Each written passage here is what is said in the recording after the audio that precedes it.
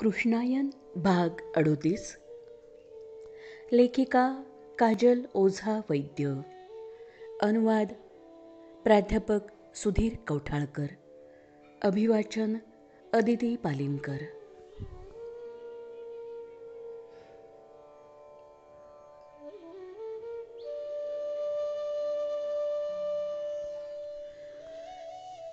कृष्णा स्वतःच्या जागेवरून उठला आणि भीमाच्या शेजारी येऊन बसला. त्यानं भीमाच्या खांद्यावर हात ठेवला.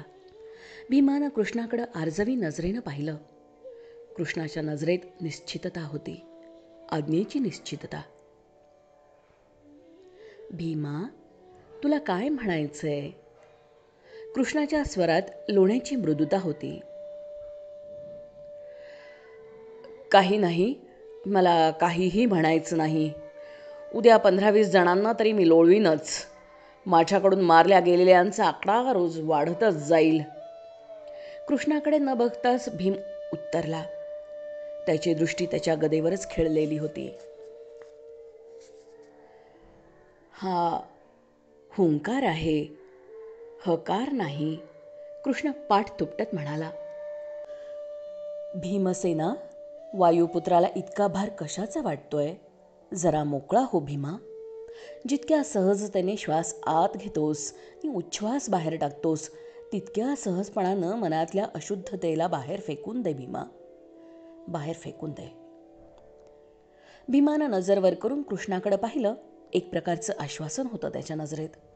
बऱ्याच वेळानंतर मातेला पाहिलं म्हणजे बालकाला जसं शांत वाटतं, तशी शांतता भीमाच्या मनात भरून राहिली. बोल भीमा, मनाची कवाडं उघडून टाक. आपलं काहीही नाही या भावनासह सगळं समर्पित करून उद्या आपल्याला युद्धात उतरायचंय, खरं ना? लहान बालकाला समजवावं तसं कृष्णानं प्रेमानं म्हटलं. भीमसेन थोडा वेळ गदा फिरवतच राहिला. शिबिराच्या जमिनीवर एक गोल खड्डा पडला. याज्ञसेनी, पांचाली, द्रौपदी, ती माझी एक दुर्बलता आहे. भीमाचा आवाज अचानक चढला, थोडासा आर्द्रपण. द्रौपदी कृष्णाकडेच नजर लावून बसली होती. सर्व स्तब्ध झाले. छान भीमा, हा हकार आहे. कृष्ण भीमाला जणू मोकळा करत होता. ज्या दिवशी याज्ञसेनीला प्रथम पाहिलं त्या दिवशी मी धनुर्धर नसल्याचं दुःख झालं. अर्जुन मूर्ख आहे. सर्वजण हतप्रभ झाले. भीमाचा थैथयाट इतरांना जणू जाळत होता. द्रौपदी मात्र भीमाकडे अतीव मायेनं पाहत होती. अर्जुनाच्या स्थानी त्या दिवशी मी असतो तर द्रौपदीची तशी वाटणी स्वीकारलीच नसती. याज्ञसेनी हा माझा दुबळेपणा असला तरी ती माझी शक्ती पण आहे. तिच्या अपमानाच्या केवळ कल्पनेनं देखील माझं रक्त उकळायला लागतं. उद्या मी कौरवसेनेचा धुव्वा उडवीन. मला दुर्योधनाला गाठायचंय, त्याची मांडी फोडून टाकायची आहे. द्रौपदीच्या अपमानाचा सूड घ्यायचा आहे. भीमाचा चेहरा लालबुंद झाला होता. श्वास वेगानं होत होता. छाती भात्यासारखी खालीवर होत होती. त्यानं गदा उचलून खांद्यावर घेतली. आत्ताच युद्धाला निघालाय अशा आवेशात. ज्येष्ठ बंधूंनी मला अडवलं नसतं तर मी दुःशासनाचा हात हस्तिनापुराच्या राजसभेतच उखडून टाकला असता. दुर्योधनाची छाती फोडून काढली असती. पण त्यावेळी आम्ही गप्प बसलो. आता काय अर्थ आहे हे युद्ध खेळण्यात? जे होऊन गेलं ते होऊन गेलं. द्रौपदीच्या अपमानाचा सूड तर घेऊच, पण त्यामुळं तो अपमान मनातून पुसला थोडीच जाणार आहे. त्या राजसभेत हात जोडून गयावया करणारे याज्ञसेनीचं चित्र तेव्हापासून माझ्या मनपटलावर कोरलं गेलंय. अधर्माचा पराजय आणि धर्माचा जय झाला तरी देखील काळाच्या शिळेवर कोरलेल्या रेषा पुसल्या जाणार नाहीत. मी याज्ञसेनीवर प्रेम करतो आणि तिच्या स्वाभिमानाच्या प्रतिष्ठेच्या रक्षणासाठी मी माझे प्राणही पणाला लावीन. भीमाची गर्जना घुमत राहिली शिबिरात नि शिबिराबाहेर. कृष्ण भीमाच्या पाठीवरून हात फिरवू लागला. हळूहळू भीम शांत होऊ लागला. आसपासच्या सर्वांचा जीव भांड्यात पडला. रोखलेले श्वास मोकळे झाले. कसा बसा शांत झालेला भीम परत म्हणाला, हिडिंबा आणि दुसऱ्या स्त्रिया माझ्या जीवनात आल्या नसत्या तर द्रौपदी माझी एकट्याची पत्नी झाली असती. दर 4 वर्षांनी 12 महिने तिच्या सहवासात राहण्याची अट मला कधीच मान्य नव्हती. द्रौपदी संपूर्णतया माझी पत्नी म्हणूनच मला हवी होती. भीमानं द्रौपदीकडे पाहिलं. तिची दृष्टी त्याच्यावरच होती. दोघांच्याही नजरेत विलक्षण विश्वास आणि प्रेम गुंफलं होतं. काही क्षण पुन्हा शांततेत गेले. ही शांतता दूर केलीच पाहिजे असं कृष्णाला वाटलं. पार्थ? कृष्णानं चमकून वर पाहिलं. एक पाय गुडघ्यात मुडपून खांबाच्या आधारानं बसलेल्या अर्जुनाचा एक पाय जरा लांब झालेला होता. त्याचं उत्तरीय जमिनीवर लोळत होतं. चेहऱ्यावर गोंधळल्याचा भाव स्पष्ट दिसत होता. एक विचित्र अस्वस्थता जाणवत होती. दोन्ही मोठ्या भावांचं बोलणं ऐकलेल्या अर्जुनाला सुचतच नव्हतं काय बोलावं ते. काही क्षण तो परत खाली पाहत राहिला आणि हळूहळू दृष्टीवर उचलून कृष्णाकडे त्याच्या डोळ्यात पाहिलं. नंतर क्षीण आवाजात, फक्त त्याचं त्यालाच ऐकू येईल इतक्या क्षीण आवाजात बोलणं सुरू केलं. काही बोलायच्या आधीच कितीतरी घटना डोळ्यासमोरून तरळून जात आहेत.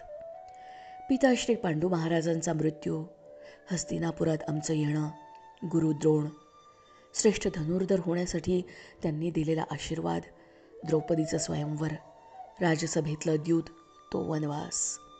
त्याची फळं आम्ही सर्वजण चाखत होतो. पण ज्येष्ठ बंधूंना दुसऱ्यांदा द्यूत खेळण्याच्या केलेल्या चुकीत आम्ही का सहभागी झालो, त्याचीच किंमत चुकवली याज्ञसेनीनं. आम्ही थंडपणे सहन करत राहिलो, मौन राहिलो. अर्जुन क्षणभर थांबला, श्वास घेतला. आणि तरी देखील याज्ञसेनी प्रत्येक क्षण आमच्यासोबतच राहिली.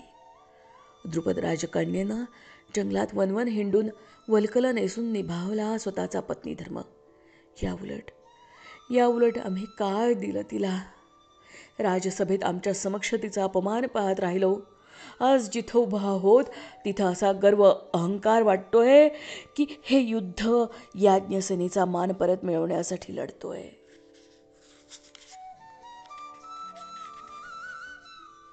आम्हाला भूमी मिळवण्यासाठी आकांक्षा नाही.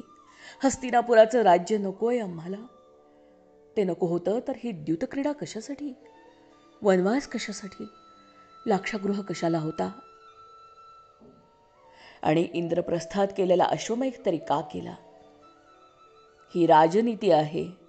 तिला धर्मयुद्ध संबोधून आपण काय सिद्ध करणार आहोत? माझे बंधू, मित्र, पितामह, काका नि अन्य नातेवाईकांचा संहार करून रक्तरंजित सिंहासन, रक्तानं भिजलेली भूमी धर्माचा जय जयकार खरंच करेल? मला काही समजत नाहीये. उद्याच्या युद्धात माझ्यासमोर उभं राहिलेलं माझंच रक्त वाहून काय मिळवणार मी? काय सिद्ध करणार मी? कोणत्या धर्माचा विजय होणार? कोणता अधर्म नाश पावणार? अर्जुनाचा चेहरा काळवंडला होता. त्याच्या डोळ्यातून अश्रुधारा अविरत वाहत होत्या. गळा भरून आला होता. बालकासारखं रडणाऱ्या त्या सर्वश्रेष्ठ गांडीवधारीला आज नीती अनिती, धर्म अधर्म यांच्या प्रश्नांनी पार हदरवून टाकलं होतं. मधुसूदना, अरे हा न्याय आहे का? आम्ही कुणावर अन्याय केलाच नाही का? पांचालीसारखी पत्नी असतानाही मी उरूपी, सुभद्रा नि अन्य सर्वांवर सतत अन्यायच करत आलोय. मधुसूदना, अरे हे धर्मयुद्ध लढायचा अधिकारच नाही मला. तू आज्ञा केलीस तर माझं शीर कापून देईल. पण या कुरुक्षेत्राच्या कठीण परीक्षेतनं मला मुक्त कर माधवा. मला मुक्त कर माधवा, मला मुक्त कर. अर्जुनाला पुढे बोलवेना. त्याचा कंठ दाटून आला. डोळे गारगुटीसारखे झाले. खूप सांगायचंय पण काहीही सांगायचं नाही. मी पार निष्प्रभ झालोय. कितीतरी विचारांची गर्दी मनात होते आणि एकदम मन रिकामं होतं. एकही विचार येत नाही. विचित्र स्थिती झाली आहे माझी. क्षणभर थांबून अर्जुनानं आवंढा गिळला. दृष्टी खाली वळवली आणि बोलू लागला. सर्वश्रेष्ठ धनुर्धर होण्याचा मला मिळालेला आशीर्वाद असा शाप होऊन राहील याची कधीही कल्पना केली नव्हती. सगळं युद्ध माझ्यावर विसंबून खेळलं जात आहे. अन्याय करणाऱ्यांचा मी संहार करीन हीच प्रत्येकाची अपेक्षा. पण अन्यायी अथवा पापी जे म्हणाल ते, मी ज्यांच्यासह खेळलोय बागडलोय ते माझेच बंधू आहेत. ज्यांनी मला पोसलं वाढवलं ते भीष्म पितामह, माझे काका, माझे आजोबा, माझे सखे सोयरे, माझे मित्र सगळे माझे स्वतःचे आहेत. केवळ याज्ञसेनीच्या अपमानाचा सूड घेण्यासाठी इतक्या साऱ्यांचा संहार योग्य आहे का? इतक्या साऱ्यांचा संहार योग्य आहे का? सांग मधुसूदना, सांग. त्या सगळ्यांना क्षमा नाही करू शकत याज्ञसेनी? अधर्माचरण काय एकट्या दुर्योधनानंच केलंय? ज्येष्ठ भ्राता युधिष्ठिरानं फक्त धर्मच आचरला असं म्हणता येईल? तसं नसेल तर युद्धात दुर्योधन विरुद्ध पक्षाबरोबर का आहे? आपण हे युद्ध कशासाठी लढतोय?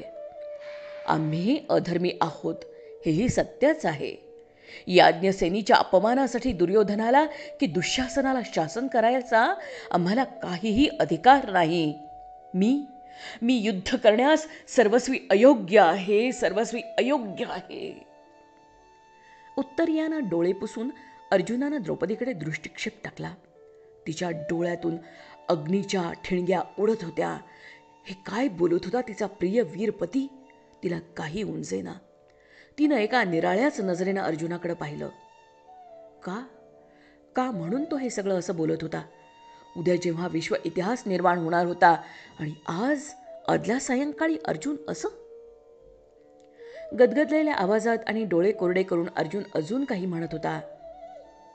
हे मधुसूदना, हे मुळीच योग्य नाही. कशासाठी करायचा इतक्या असंख्य जीवांचा संहार? एका वैयक्तिक अपमानाचा सूड एवढा भयानक मानव संहार करण्यानं घेता येतो? सांग माधवा, सांग.